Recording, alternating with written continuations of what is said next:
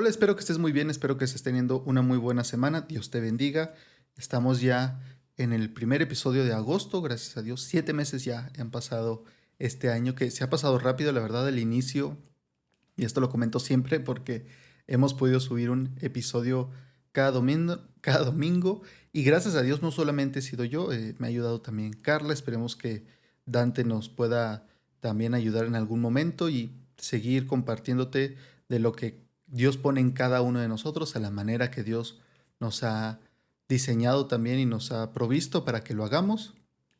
Y pues gracias a Dios empezamos ya agosto. Y el día de hoy quería compartirte de algo que he estado viendo de diferentes fuentes y tiene que ver todos con el mismo tema más o menos.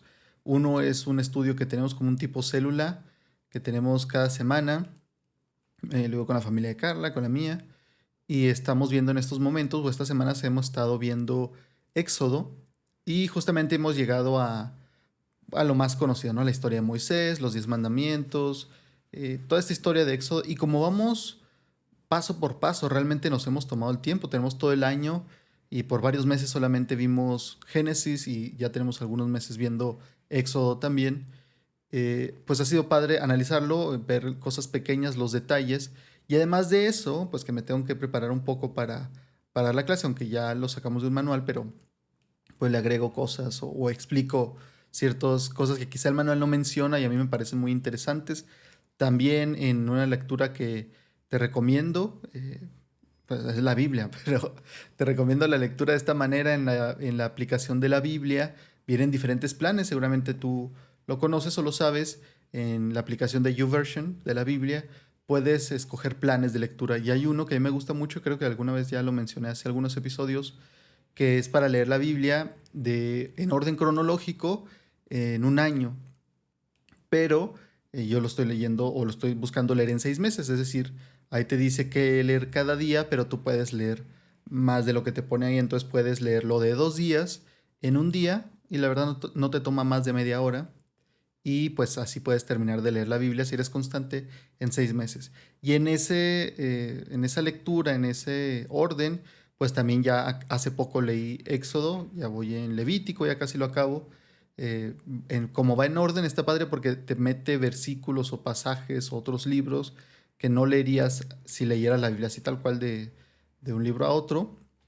Por ejemplo, te pone Job después de Génesis.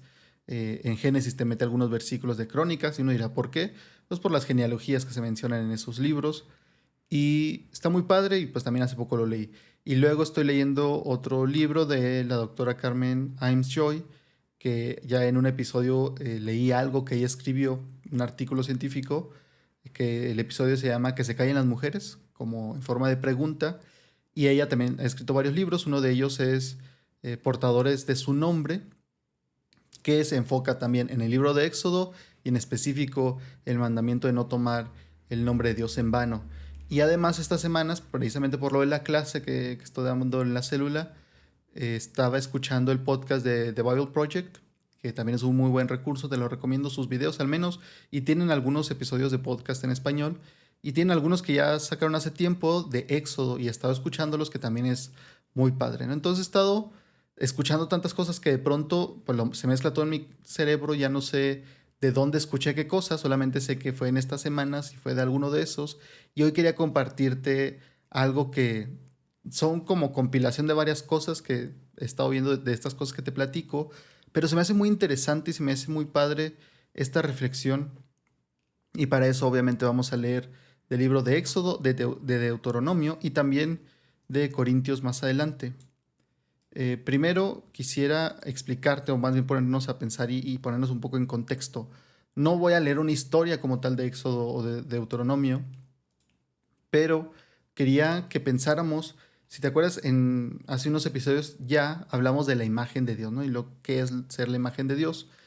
Y ahí mencionaba yo que, bueno, no lo mencionaba yo, lo leía también citaba a un escrito de la doctora Carmen Imes Joy, Carmen Joy, ay, siempre lo digo al revés, pero ahí mencionaba algo que ella escribía sobre esto, ¿no? Sobre este tema y decía que una manera de entenderlo y saber más bien el contexto era que en aquel tiempo, cuando se hacían monumentos o estatuas, sobre todo de un gobernador, era para señalar aquí en esta tierra tenemos la estatua de este gobernador, de este rey, porque él gobierna aquí, ¿no? Es como una manera de marcar territorio y decir, esto le pertenece a ese que estás viendo en la escultura. Y es algo muy interesante, ¿no? Y decíamos ahí, o sea, la doctora, que Dios pone su imagen en la tierra, diciendo, de mí no van a ser imágenes, yo ya hice una imagen, son ustedes, y ustedes, al yo poner mi imagen, que son ustedes en la tierra, estoy diciendo que la tierra es mía, me pertenece. Es muy padre eso entenderlo, pero también quería que pensaras conmigo qué, qué otros usos tenían los monumentos y hasta el día de hoy, qué otros usos tienen los monumentos, por ejemplo. No digo tanto las estatuas, aunque también entran, obviamente, las estatuas son monumentos, pero en sí los monumentos, incluso los que existen hasta el día de hoy, pues ¿qué hacen? ¿No? O sea, ¿cuál es el propósito si lo pensamos? Yo pensaba en esto y se me vienen a la mente los monumentos, por ejemplo, aquí en México, los monumentos que hay de la Revolución, de la Independencia, lugares, incluso un lugar que solía ser común y pasa a ser un tipo monumento donde ponen una placa y dicen, aquí sucedió esto, ¿no? Aquí en Chihuahua hay varios de esos, o museos, que hay veces que tú sabes que muchos museos son un lugar normal, o sea, puede ser un edificio sin mucha historia, pero luego traen elementos o traen pinturas, traen esculturas y las ponen ahí y eso se llama un museo, ¿no? Pero también existen lugares que solían ser comunes, pero por algún acontecimiento, como te digo, o porque alguien estuvo ahí, pasan a ser museos. Y no es como que trajeran cosas, sino que dejan las cosas como están. Por ejemplo, aquí en Chihuahua tenemos el Museo de Benito Juárez, que es donde estuvo un tiempo, o el Museo la casa de Pancho Villa, por ejemplo, también donde tenemos sus pertenencias, donde hay varias cosas de él. Y sin duda se traen algunas, pero lo interesante es ver el lugar como estaba, como era antes. Y hay ese tipo de monumentos, también están así que se erigen algunos, ¿no? Que, como el Ángel de la Independencia que existe en la Ciudad de México, aquí en Chihuahua hay una versión más pequeña, pero este tipo de monumentos, a estos a los que me refiero sobre todo, quizá los que no son, como te decía, no una casa donde vivió alguien, sino estos que se construyen. Hoy, por ejemplo, las pirámides, por ejemplo, diríamos, no son un monumento como tal, aunque se dice que eran tumbas y era el propósito verlas y decir, oye, ¿por qué están ahí? Y ese es el propósito de, yo creo, muchos monumentos, un recordatorio y que para que no se olvide y que la gente pueda preguntar, oye, ¿y eso de qué es? ¿O por qué está eso ahí? O sea, en sí el monumento muchas veces no cuenta la historia, pero una vez que conoces la historia, al verlo, sabes todo el trasfondo que tiene y por qué está ahí. Y es un recordatorio constante, ¿no? Y aquí, y supongo que en todo el mundo, si es, por ejemplo, la estatua de alguna persona que ya falleció, el día que falleció o el día que nació le llevan y le ponen flores, ¿no? Como recordatorio. Y es un lugar al que ir para decir, aquí nos reunimos, o sea, quizá incluso a veces la tumba se convierte en monumento, pero a veces está la tumba aparte y el monumento es donde se reúne la gente. Y es para esto, se hace para que se pueda recordar y no se olvide. Yo creo que a todos de niño nos pasaba a ver quizá de algún tipo de estos monumentos y preguntarle a nuestros papás, oye, ¿y eso qué es, papá? ¿O por qué está ahí? Y nos decían, no, pues que pasó tal suceso, la guerra tal. Y decíamos, ¿pero qué pasó ahí? Y pues es que pasó esto y esto y esto y esto. Se nos cuenta la historia y quizá el monumento es una referencia a eso y decimos, ok, por eso se ve así, ¿verdad? Por eso tiene esta forma, por eso se ve de esta manera, por eso tiene esos nombres ahí y decimos exacto. Y entonces se vuelve algo que se cuenta y ya no se olvida. Es porque es un recordatorio constante. Si estás pasando por ahí, no se te va a olvidar de qué es. Y de pronto, quizá pasan los años y si el monumento sigue ahí, se lo cuentas a tus hijos. Y esta es una manera de mantener vivo ese recuerdo, de que no se olvide, de tenerlo presente. Y no sé si te has fijado que ya yendo a la Biblia, pues Dios les dice, no, no se hagan imágenes, porque ustedes no vieron como tal algo, no vieron a alguien, no se hagan imágenes, eso lo vemos en Éxodo 20. Y esto como que lo tenemos más claro. Pero no sé si te habías puesto a pensar también que Dios no les manda a hacer un monumento como tal, ¿no? Si te fijas, en Génesis en especial tenemos, y llega a pasar también, por ejemplo, en el libro de Josué, tenemos situaciones donde la gente se encuentra con Dios y llega a ser como este tipo de mini monumentos, y lo hacen ellos porque dicen, para recordar que aquí se me apareció Dios, y recordar que aquí cruzamos y cruzamos las 12 tribus, pero no es como tal mandado por Dios. Dios sí les manda a hacer de pronto figuras, no de Él, pero sí dice, por ejemplo, es un argumento de la gente que está a favor de las imágenes, por ejemplo, decir, bueno, pero el arca de la alianza, por ejemplo, tenía los querubines. O cuando están en el desierto y Dios manda hacer una serpiente de bronce. Y que bueno, de estos ejemplos luego vemos cómo el pueblo lo toma mal y lo tuerce, ¿no? Por ejemplo, con la serpiente, más adelante se nos dice, pasan décadas, generaciones incluso, y se nos dice que hubo gente que tomó esa serpiente y la adoraban. O sea, convirtieron algo que no era para adoración en algo que adorar. Y es el punto, y por eso Dios dice, no van a hacer imágenes de mí, pero la gente toma lo que quiere o lo que puede y llega a darle cierta adoración. Pero Dios no manda, por ejemplo, hacer un monumento, eso lo vemos. Pero creo que en la Biblia sí tenemos algo que suple a un monumento y tenemos algo que Dios les dice, esto les va a servir. Y la gente va a preguntar, y sus hijos van a preguntar y les van a decir, y esta va a ser la respuesta. Por ejemplo, si me acompañas a Éxodo 13, que realmente esto surge del libro de Éxodo, y el libro de Éxodo es clave en la historia de los israelitas y es clave para la historia del pueblo de Dios, para entender el Nuevo Testamento. Digo, toda la Biblia es impresionante, hermosa y debemos estudiarla y hay mucho que ver, pero Éxodo es clave porque después de esto se va a estar haciendo referencia constante a lo que sucedió y se va a estar haciendo referencia constante hasta en el Nuevo Testamento, a Moisés, a las figuras, a lo que sucede. Es impresionante. El libro de Éxodo es algo maravilloso, la verdad, y su significado y su importancia es grandísimo. En el libro de Éxodo, por ejemplo, vemos que Dios hace mucho énfasis en su nombre y conocerán mi nombre y por mi nombre no me conocían y ahí también hay mucho que se puede analizar, pero hace mucho énfasis en el libro de Éxodo de su nombre y aquí hay que entender en la cultura y en el contexto en el que estaban, el nombre no se refería solamente a cómo llamarlo, se refería a la reputación que iba combinada con ese nombre, a la historia, a qué se refería. Cuando mencionan y cuando Dios habla de su nombre, está hablando de que se va a glorificar su nombre, por ejemplo, no se refiere nada más a sí mi nombre, se refiere a todo lo que es él, su reputación, lo que ha hecho, y dirá, y cuando dice, y conocerán mi nombre en las futuras generaciones, y todos los pueblos alrededor sabrán que ustedes sirven el nombre de Jehová, del Señor, de Yahweh, como le quieras decir, se está refiriendo a no solamente que sepan identificar el nombre, sino lo que va conectado a ese nombre. Y Dios en el libro de Éxodo, y por eso es tan importante, en el libro de Éxodo Dios hace énfasis en su nombre, Yahweh, Jehová, como le quieras decir, y está diciendo, voy a hacer una conexión de un suceso con mi nombre para que sepan, para que cuando la gente piense en Yahweh, en el Dios de Israel, piensen en esto. ¿En qué? En lo que voy a hacer con el pueblo de Egipto y cómo los voy a sacar con mi mano, mi brazo extendido. Entonces es no solamente el nombre, es todo lo que está logrando Dios. Es lo que yo diría, si lo ponemos de esta manera, es lo que yo diría que Dios está haciendo un monumento, no físico como tal, sino está haciendo todas estas cosas conectadas para decir, ¿quieren saber quién soy yo? Yo soy el que liberé al pueblo de los hebreos, yo soy el que liberé a Israel. ¿Quieres saber mi fidelidad? Recuerda lo que hice yo por ustedes.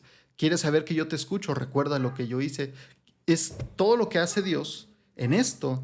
Está construyendo no un monumento físico, pero sí un monumento de cierta manera al que puedan recordar y al que puedan volver para que pueda ser conocido por la gente. En Éxodo 13, versículos 14 al 16, por ejemplo, y esto es a lo que me refiero. Teniendo esto en mente, y es una manera de verlo, no estoy diciendo que la Biblia diga, ese es el monumento de Dios, pero es una manera de entenderlo mejor y la importancia que tiene. Éxodo 13, 14 dice, y cuando mañana te pregunte tu hijo diciendo, ¿qué es esto? Está hablando de la Pascua. Le dirás, con mano poderosa el Señor nos sacó de Egipto, de la casa de esclavitud. Cuando el faraón se endureció para no dejarnos ir, el Señor mató en la tierra de Egipto a todo primogénito, desde el primogénito del hombre hasta el primogénito del animal. Por esta razón yo ofrezco en sacrificio al Señor todo primogénito macho que abre la matriz, y rescato a todo primogénito de mis hijos.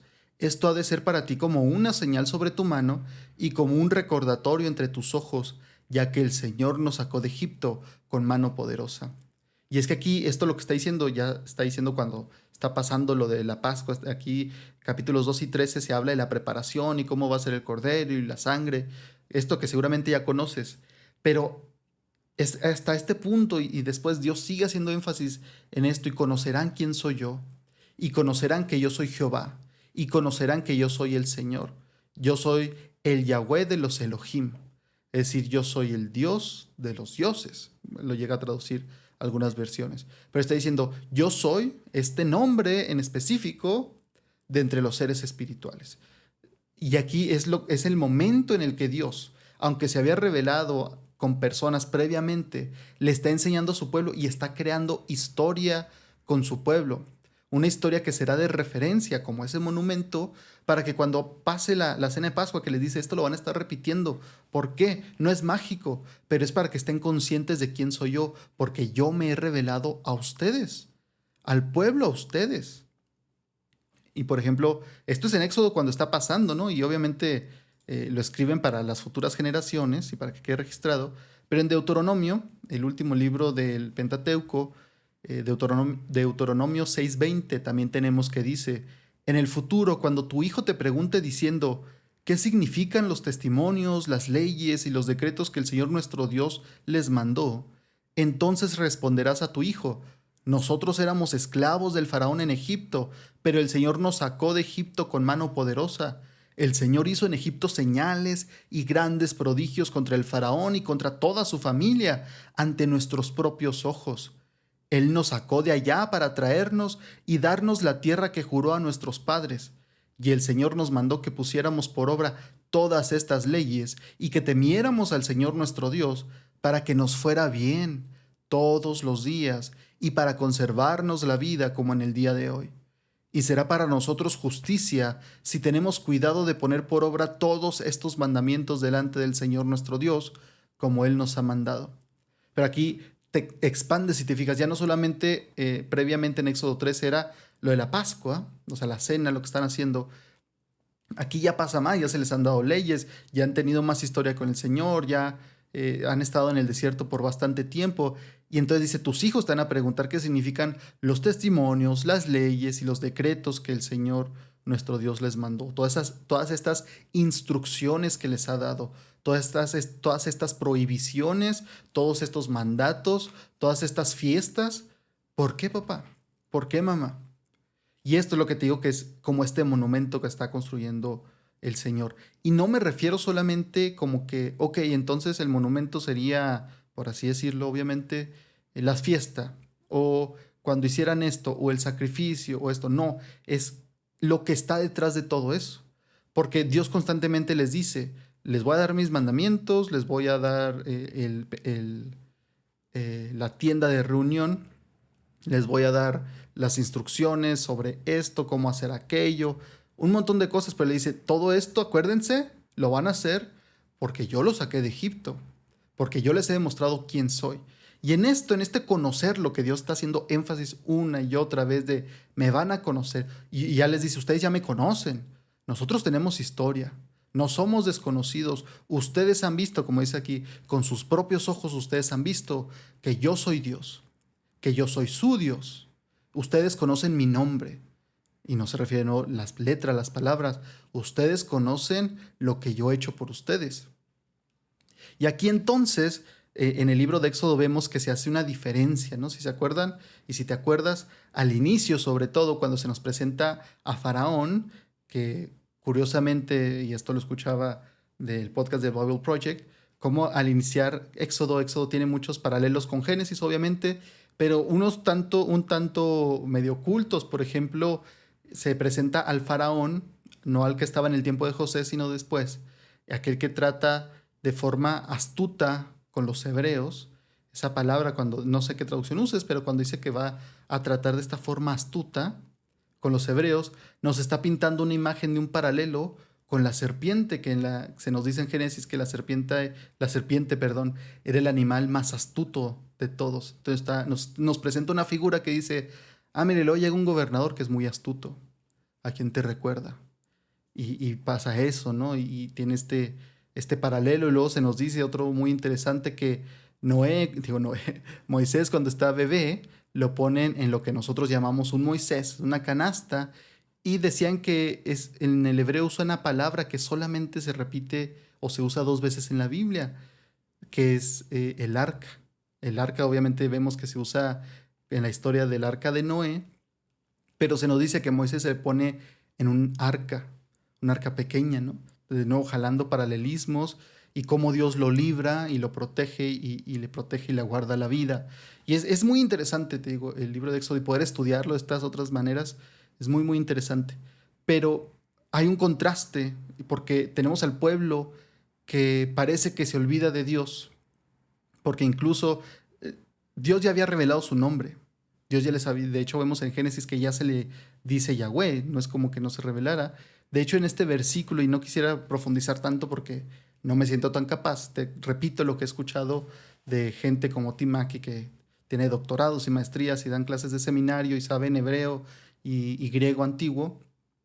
Esta frase que seguramente has escuchado tú donde Dios dice que se reveló antes, pero con su nombre Yahweh, Jehová, no se había revelado, no se había mostrado. Uno dice, oye, pero ¿cómo no? Si en Génesis ya te decían así.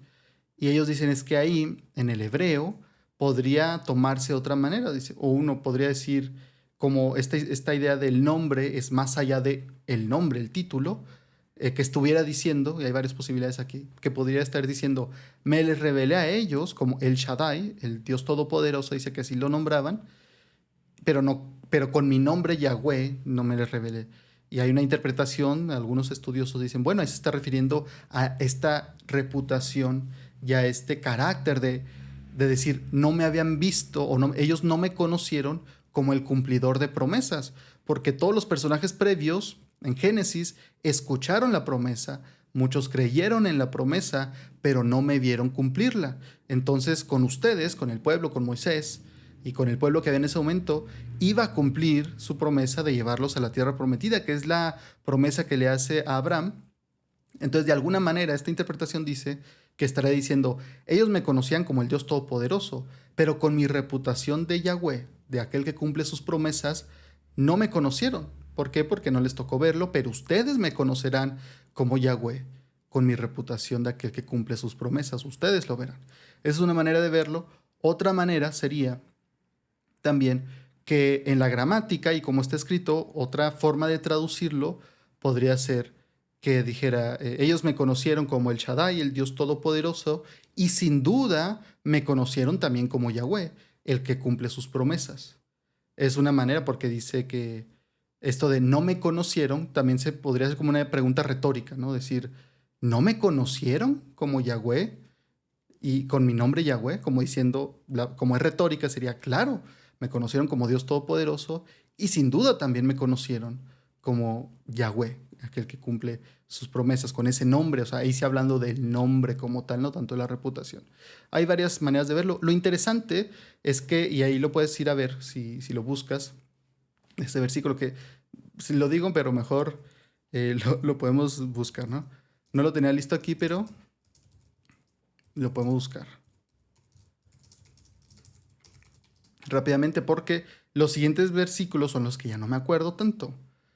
Eh, es Éxodo capítulo 6, si lo quieres buscar tú, para que lo leas conmigo. Éxodo capítulo 6, versículo 3 es el que te estaba mencionando. Pero fíjate cómo dice, yo me aparecí a Abraham, a Isaac y a Jacob como Dios Todopoderoso, como el Shaddai, pero con mi nombre, Yahweh, no me di a conocer a ellos, que aquí es donde te digo en esta parte, pero con mi nombre Yahweh no me di a conocer a ellos, podría ser nombre, la reputación, no me conocieron porque el nombre sí lo conocían y lo usan, o esta otra manera de verlo pero con mi nombre Yahweh no me di a conocer a ellos, una pregunta retórica que también se podría traducir como, y sin duda, con mi nombre Yahweh, me di a conocer a ellos. Ahí no usaría el no, sino como sin duda. Y el Tim Mackey, que es el experto, decía, sí se puede, o sea, si lo lees en el hebreo original, se puede entender de estas tres posibilidades. Pero el punto es que hay énfasis en el nombre del Señor, de conocerlo, y sin duda hay esta idea de la reputación. Pero bueno, está hablando del pasado. Y luego el versículo 4 dice, y aquí tendría como que sentido en el hacer énfasis en el pasado, porque luego en el 4 dice, yo también establecí mi pacto con ellos, prometiendo darles la tierra de Canaán, la tierra en la cual peregrinaron y habitaron como forasteros. Está hablando del pasado, como está diciendo un repaso, ¿no? Y no me di a conocer con mi nombre Yahweh a ellos. También establecí mi pacto con ellos, prometiendo darles la tierra de Canaán, la tierra en la cual peregrinaron y habitaron como forasteros. ¿Te das cuenta? Si lo interpretamos así, tiene mucho sentido también. Está hablando del pasado, lo que pasó. Y luego dice, asimismo, yo he escuchado el gemido de los hijos de Israel, a quienes los egipcios esclavizan, y me he acordado de mi pacto en el presente. Está muy padre. Pasa de hablar en el pasado, luego dice, y he escuchado ahorita lo que están haciendo, porque aquí acuérdate, en capítulo 6 todavía no vemos la liberación, pero está diciendo, en este momento, ahorita, yo he escuchado y he visto a los egipcios que los esclavizan, y me he acordado de mi pacto ahorita. Por tanto, di a los hijos de Israel, yo soy el Señor, o yo soy Jehová, o yo soy Yahweh. Yo los libraré de las cargas de Egipto y los libertaré de su esclavitud. Los redimiré con brazo extendido y con grandes actos justicieros. Los tomaré como pueblo mío y yo seré su Dios. Ustedes sabrán que yo soy Yahweh, su Dios. Haciendo énfasis en el nombre. Sabrán quién soy yo, que los libra de las cargas de Egipto. Yo los llevaré a la tierra por la cual alcé mi mano jurando que la daría a Abraham, a Isaac y a Jacob. Yo se la daré en posesiones, que me tapa la cámara. Yo el Señor. Entonces vemos qué hermoso, vemos desde el versículo 3, diciendo, hablando en el pasado, luego llega al presente y habla del futuro. Y es algo hermoso verlo así, ¿no? Entendiéndolo de esa manera. Y espero que te sirva eso. A mí me dejó pensando bastante y me encanta también ver la Biblia así y entenderla y conocerla mejor y ver estas cosas. Bueno, para mí es un deleite, la verdad. Pero entonces, volviendo a lo que te decía, esta idea de que Dios está creando su reputación con ellos, su historia con ellos, y le está haciendo, yo diría que esta historia que se desarrolla en Éxodo es el monumento que Dios deja. Les está diciendo, recuerden quién soy yo. Incluso en generaciones futuras, cuando pasan cosas horribles, cuando llega la cautividad y todo, les sigue recordando y dice, acuérdense lo que yo hice con ustedes.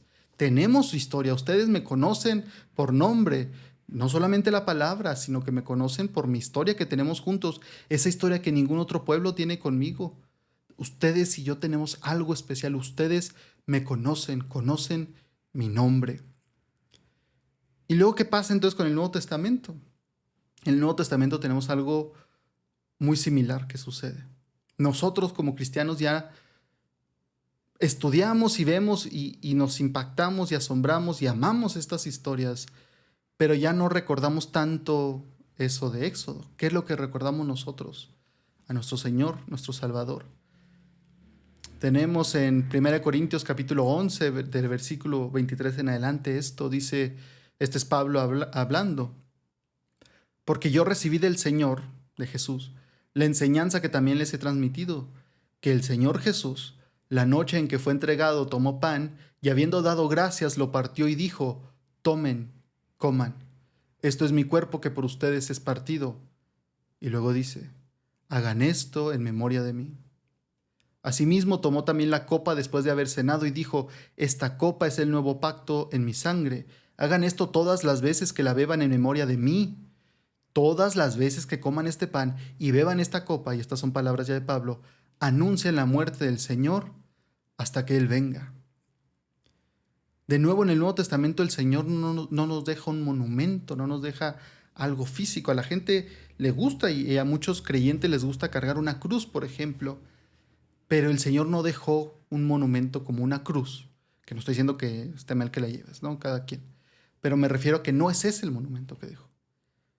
No es una cruz, no es el instrumento que se usó para matarlo, el monumento que el Señor dejó. ¿Qué fue lo que dejó? O sea, si hacemos el paralelo, si eso fue en Éxodo para el pueblo israelita, ¿qué es para nosotros como creyentes? Toda esta obra que Él hizo. Todo esto que Él hizo, del el no tomar el ser como Dios, como algo a lo que aferrarse, sino que se despojó a sí mismo. Se humilló y vino a estar entre nosotros y se humilló hasta la muerte.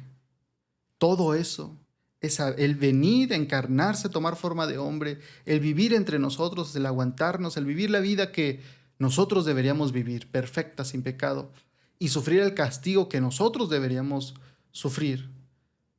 Ir a la cruz, morir en una cruz, pero no quedarse ahí, sino resucitar, volver de la muerte. Como Él dijo, derriben este templo y en 3 días yo lo levantaré, yo lo levantaré. Eso, todo eso.